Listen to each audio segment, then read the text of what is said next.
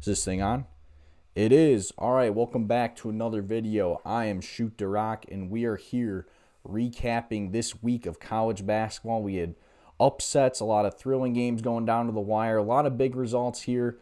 Still about 2 months out from Selection Sunday, a little less than 2 months, so going to recap all these games. If you're watching here live on Twitch or after on YouTube or Spotify, make sure to drop your comments and takes on these games while you're down there. Make sure to like the video, subscribe to the channel, and let's get into it.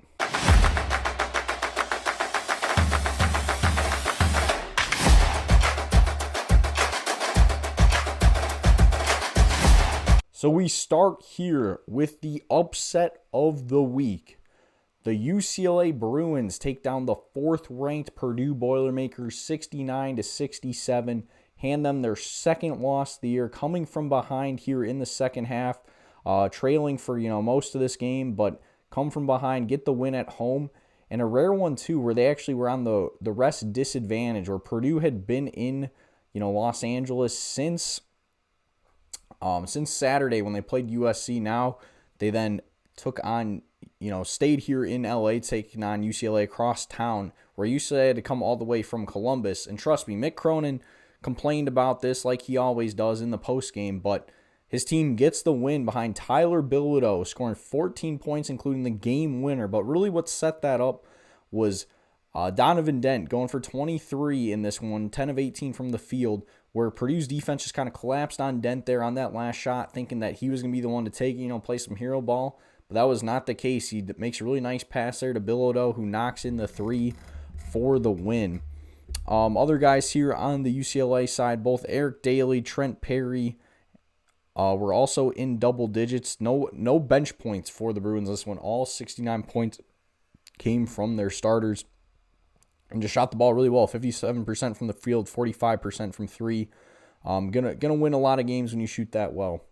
On the Purdue side, they battled. Honestly, this is one they just kind of gave away. They were up 6 with a minute and a half left, just proceeded to not score again. Fall in this one. CJ Cox was their leader with 16 points, but he took 11 shots to get there. Braden Smith only had 12, and same thing on 13 shots. Did have 4 assists in this one, but also 4 turnovers. So not his best game either by any means. Then you see there, same thing like Fletcher Lawyer, 5 points on 10 shots. So just really not a good shooting night at all for anyone outside of Trey Kaufman. He scored 10 on 4 or 6 shooting. So, this happens to teams. You go cold. And they shot 45% from the field, 26% from 3.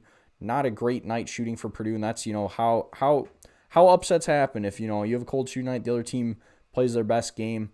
So, shout out to UCLA for getting the upset of the week, taking down Purdue here. Then we move on to the domination of the week. This one was supposed to be the game of the night, and this one ended up just being all Arkansas. A 93-68 win here against Vanderbilt, handing the Commodores their 3rd straight loss now after starting 16-0 on the year. They now fall to 16-3. Arkansas improving to 14-5 and 4-2 here in SEC play. So Darius Acuff was the leader for the Razorbacks in this one, going for 17 points. But honestly, this was just a very all-around, so many guys contributed for the Razorbacks in this win. Because like I said, Acuff was the leader with 17, but then Carter Knox has 16, 10 and 13 from Malik Thomas and Trayvon Brazile, plus Brazile has 14 rebounds, just absolutely feasting inside. And that's kind of what I thought was going to be a key in this one, was just Arkansas's bigs were a lot better than Vandy's bigs. And that, like I said, just proved to be the case. Brazile just had a huge game inside. And then, you got Malik Ewin with 16 off the bench. DJ Wagner has 11 off the bench. Everyone was getting involved. You're seeing all these guys here playing who don't usually play. So Arkansas just absolutely dominates this one, scoring, shooting 58% from the field, 41% from beyond the arc. Really solid game for them. On the Vandy side, like I said, things are starting to get a little bit concerning here now. Granted, did I think Vanderbilt was my pick to win the SEC? Was a team that, are they in the mix to win the SEC? Yes, but are they the favorites by any means? No. However, like I said, this is now a 3rd straight loss. That's a little concerning after their start. Their league non-league play, their non-conference schedule is not great. And you can kind of see that here in a league like the SEC. If you don't play a lot of tough tests in the non-conference season, once you start playing, Arkansas, Florida, these teams just kind of keep coming here in the SEC. Things are going to get tough, and you're kind of starting to see it here for Vandy. So Tyler Nickel was their leading scorer with 17. Shot 6-13 from the floor, 5-11 from beyond the arc. So not a horrible night shooting for him. But Tyler Tanner only 11 points on 10 shots, 1 of 4 from beyond the arc. Duke Miles only had 5 points on 7 shots. So just not a good game from him. 10 turnovers for the Commodores to only 7 from the Razorbacks. So also, just not taking care of the ball. Like I said, really, they got out-rebounded, 39-27. So I guess not as bad as I thought it would be. But, yeah, just overall, just not a good game from Vanderbilt here. This is now their third straight loss. Granted, last two Florida and Arkansas, very good teams. But they got to find a way to right the ship here quick. Then we move on to the comeback of the week. St. John's comes from behind to beat their rival Seton Hall at home, 65-60, in a game that St. John's trailed for most of it. But like I said, they come back here at the end. It's a pretty scrappy game, but the Red Storm able to pull it out, and a much-needed, win here in Big East play, where St. John's, as you're seeing there, they're 7-1 in the Big East now. Like, I was kind of writing them off a little bit after that Providence loss, but they've responded here really nicely. And then Seton Hall, the kind of fun story in the Big East, now falls to 4-4 in the league. And really just hasn't been playing great. Like I said, this is a win they really could have used. Like I said, led for most of this game, but St. John's comes back here in the second half. Dylan Mitchell was the leader for the Red Storm this one, with 17 points, and then Bryce Hopkins contributed 13 as well. Zuby Ejiofor really didn't have a huge game this one, only 9 points on 7 shots with 4 rebounds and 6 assists. I thought maybe he'd be able to have a bigger game, but didn't really seem to matter here for the Red Storm. Because guys like Dylan Darling and Ruben Prey also scoring 8 and 6 respectively off the bench. So a lot of different guys here getting it done for the Red Storm. On the Seton Hall side, they're led by 16 from AJ Stanton McCray, including 2 3-pointers. Stephen Payne had 13 points and 15 boards, so nice game from him. Like I said, I thought Zuby would feast, but I owe Stephen Payne some credit. He did a good job inside there. But other than that, other than Tajon Simpkins coming off the bench with 14, no one really had a big game for Seton Hall. Like, very scrappy game, like I said, 38. Both these teams shooting under 40% from the field. Seton Hall shot 38% from 3 to St. John's is 17. But St. John's better at the free throw line, 70% to 55. And that's, like I said, when you need to put away games, you can't be missing free throws like the way Seton Hall did. So ends up costing him, and St. John's gets a nice win here at home. And then the final Tuesday game we're going to touch on, this team can't lose, won't lose of the week. The Miami Redhawks, a 107-101 win in overtime over Kent State. Kent State was doing everything in their power to get this to be a rowdy crowd, hand the Redhawks their first loss, but it doesn't happen. Miami improves to 20-0 here on free beer and free T-shirt night at Kent State. A second straight overtime game here for Miami to get the win. They just kind of keep finding ways to win. Peter Suter goes for 27 in this one, hit some big shots late, as well as 25 from Ian Elmer. So guys that are really filling the bucket here for Miami, as well as 18 from Luke Sajak. And like I said, wasn't maybe the greatest shooting night here for the Redhawks from beyond the arc, only shooting 29%, but they still just find a way to get it done. Despite getting out-rebounded, pretty similar in the assists. They did take care of the ball a lot better than Kent State, so that, Miami being able to force turnovers definitely kept them in this game, and had them find a way to pull it out, because, Kent State, like you're seeing there, 58 points in the second half. Like, Miami's up 14 at halftime. Don't put Kent State away just because of some of their struggle shooting. Same thing, like missing 12 free throws you're seeing there. That's how teams get back in game, but they still just find a way to pull it out in the end. Rob Whaley Jr., the leader for the Golden Flashes, with 27 and 14 rebounds, and then Delreco Gillespie with 17 points, 8 boards, then CN Medley also with 23. I mean, granted, you get a game in the hundreds like this, you're going to have a lot of high scores, but it's really just impressive here from this Miami team. Like I said, they just keep finding ways to win. Second straight game where it looked like maybe they'd go down, and they just keep finding ways to win. So really, really impressive win there from the Redhawks. Then we move on to Wednesday here, the buzzer beater of the week, or game winner of the week. So I guess it wasn't technically a buzzer beater. Creighton takes down Xavier 94-93 on Austin Schwartz. Game-winning jumper with 1 second left. A much-needed win here for the Blue Jays. Josh Dix was their leader in this one with 19 points. The Path, yes.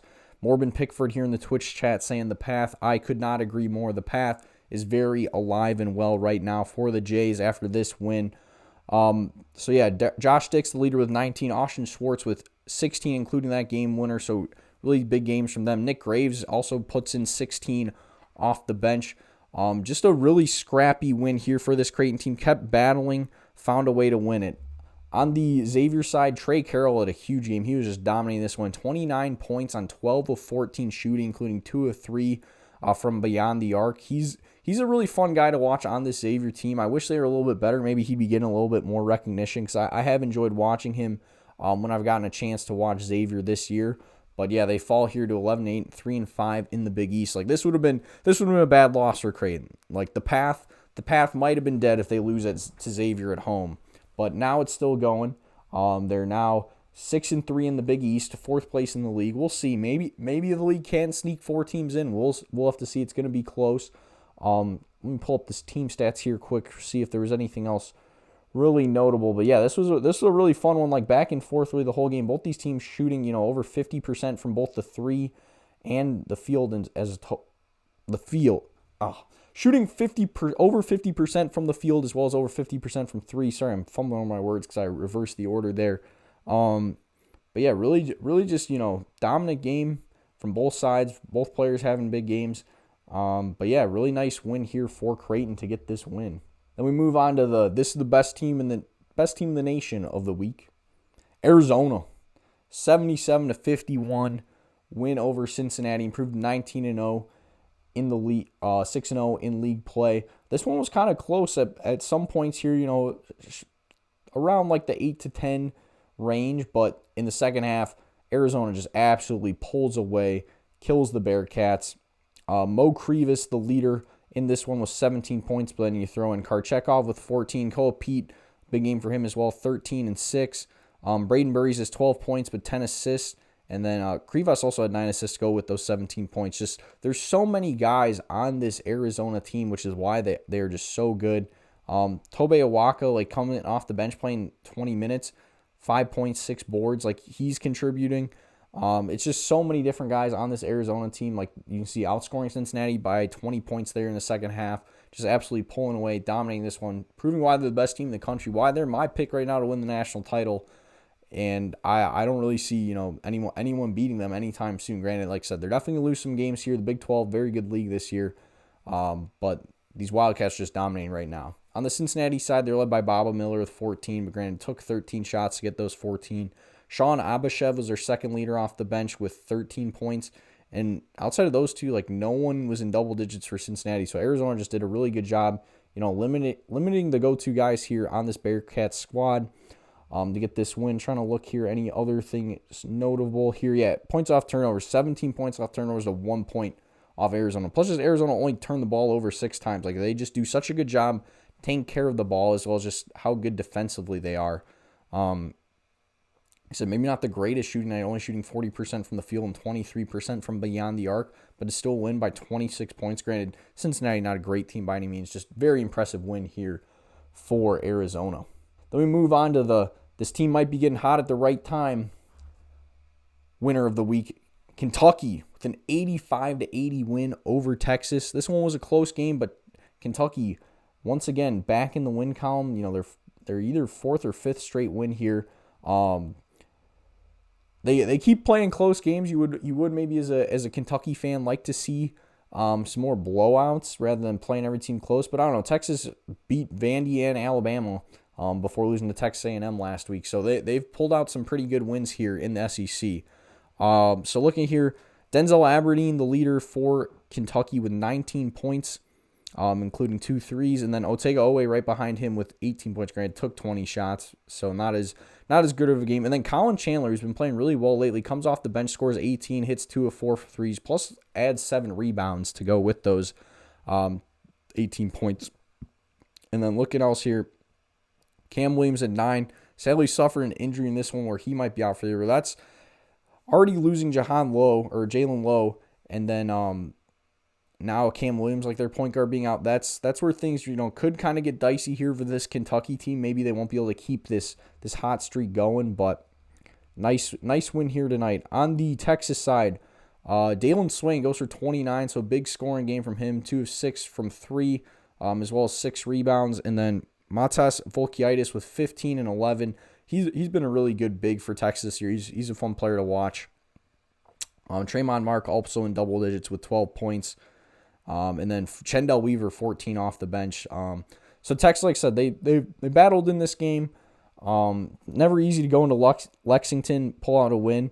Kentucky was just a slightly better team in this game. I mean, shooting 11% from 3-point definitely does not help the Longhorns, going 2 of 18 from beyond the arc. Like, literally, they just get 2 more of those to drop, and they win this game.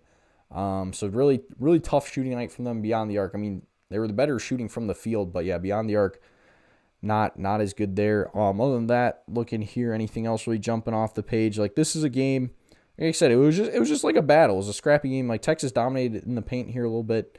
But yeah, Kentucky just finds a way, grinds it out, gets the win, led for most of this game. But yeah, to win a game where they're tied at halftime, keep this winning streak going. Big win here for the Cats. Then we wrap up with the upset of the night here on Wednesday. Grand Canyon hands San Diego State their first Mountain West loss, winning 70-69 at home in a back and forth tilt. Grand Canyon with their second straight upset win here in the Mountain West, beating the top 2 teams in the league, San Diego State and Utah State. Jaden Henley, the leader for the Antelopes in this one, going for 17 points. And then Brian Moore Jr., the second leading scorer, with 12 points. And Grand Canyon, they had the lead in this one. Looks like they're going to pull it out. San Diego State with a nice comeback here late. Elise Harrington, their leader, with 16, and then 12 from Reese Dixon Waters, as well as B.J. Davis playing really well, scoring 11 off the bench, was really battling the Aztecs back in this one, but Grand Canyon's able to get to the rack, draw a foul, and knock down the 2 free throws to win this game here at the end, hold on for the victory at home. They trailed by 2 there to start the second half, but then outscore San Diego State by 3 here in the second to get a nice win. Looking here at the stats, Grand Canyon, both these teams shooting the ball at 61%. Really big shooting game from both of them, but Grand Canyon shooting 63% beyond the arc to San Diego State's 33%. Ends up being the difference. Like I said, knocks down a couple more free throws despite shooting a lower percentage, including those 2, to win the game. And yeah, led by as many as 13. This one kind of slipped away, but they end up being able to close the deal and getting a nice win here. So just going through here, then kind of the rest of some other interesting results here this week. Michigan dominates Indiana 86-72 at home behind 19 points from Elliott Cadeau. They were just the better team the entire time in that game. Indiana just really never stood a chance. Iowa State wins by 30 at home against UCF, 87-57 behind 20 points from Milan Momcilovic. I mean, when that guy gets going, he can't miss. He's one of the better shooters here in the country. Michigan State goes to Oregon with a 68-52 win behind 19 from Carson Cooper. Another big game for Christian Anderson. Texas Tech as the Red Raiders knock off Baylor 92-73. That was one of the predictions. I kind of thought that Texas Tech would run away with that game, and they did. Florida's Urban Kozlov was their leader off the bench with 18 points in a 79-60 home win over LSU. NC State had an impressive road win in OT behind 22 points from Van Allen Lubin to hand Clemson their first loss in ACC play. Ohio State won in overtime against Minnesota behind 26 from John Mobley. Bruce Thornton also had 20-plus points in the game. That was a really fun one. Like I said, I already mentioned Miami here. SLU also in the rankings this week, 24th in the country. They win by 4 at Duquesne. Georgia pulls off a close one at Mizzou behind 18 from Marcus Millender, 74-72. Kansas goes on the road. Not the greatest game from Darren Peterson, but Melvin Council picks up the slack with 18 in a 75-69 win for the Jayhawks. I'm trying to think. I think that's most of what I mentioned here. Florida State got an upset win at Miami behind 20 points from Robert McRae, 65-63. Utah State and Kansas State was a thriller. Really high-scoring game. Both P.J. Haggerty and Terrence Brown going for 34 and 33 apiece. Like, both those guys just trading buckets, but K-State ends up getting the win at home, 81-78. Keyshawn Hall with 19 and Auburn's 78-66 win over Ole Miss. And then to round up the night, UNLV hands Utah State their second straight loss behind 21 points from Draw Gibbs Lawhorn to come back in the second half and win 86-76. Then moving on, rest of the results here from Wednesday. Nebraska ball also remaining undefeated, wins 76-66 against Washington. Price Sanford goes for 23, was just filling the bucket in that one. Gonzaga wins by 24 at home against Pepperdine. Illinois cruises against Maryland 89-70 behind 30 points from Andrei Stojakovic. Really big night from him. Carolina back in the win columns, 91-69 over Notre Dame behind 22 points from Caleb Wilson. Villanova beats Georgetown by 15, 66-51 behind 16 from Tyler Perkins. And I think that's really it. Rest of it just kind of some mid-major results. And then Texas A&M dominates Mississippi State 88-68 behind 23 points from Rashawn Agee. And then University of San Diego and Washington State. The Toreros win 96-92. That ends up being a pretty close one. It was a fun finish behind 28 points from Tyler Johnson. And then a couple fun ones late night. Northwestern and USC was a close one, but the Wildcats end up pulling it out 74-68 behind 22 from Nick Martinelli. And then St. Mary's Cruise winning by 30 against Oregon State, 81-51. 16 points from Joshua Dent to lead the way for the Gales. And also want to shout out Illinois State getting a nice win in Missouri Valley play, 59-54 over Northern Iowa. Broden Skunberg was their leading scorer with 20 points there for the Redbirds. And then another mid-major one, Tulsa with a nice 83-66 win over Memphis. Miles Barnstable going for 17 points in the win. This one was close, but Tulsa ends up pulling away pretty late. But that's going to wrap it up. Thank you guys so much for watching. Like I said, if you're watching here live on YouTube or live on Twitch, thanks for dropping your takes here in the comments. We got High Cola saying, holy recap, ball nowhere. Appreciate that. And then Juicebox even says, I forgot UMass Toledo. True, that was the one game that he watched here on Tuesday. Let me throw that one in here quick. UMass beats Toledo 84-82. Oh, that actually was a good one. Leonardo Bettatal goes for 20 points in the UMass win. But yeah, thank you guys here for watching live. If you're watching after here on YouTube or Spotify, make sure to drop your comments, your takes on these games while you're down there. Make sure to like the video, subscribe to the channel. Like I said, going to be a lot of college basketball content coming here through the tournament here. Still a couple, 8 weeks about till Selection Sunday. So going to be a lot of college basketball content. So make sure you're subscribed if you're into that. Make sure to check out all my socials while you're down there. Appreciate you guys watching. I'll see y'all next time. Peace.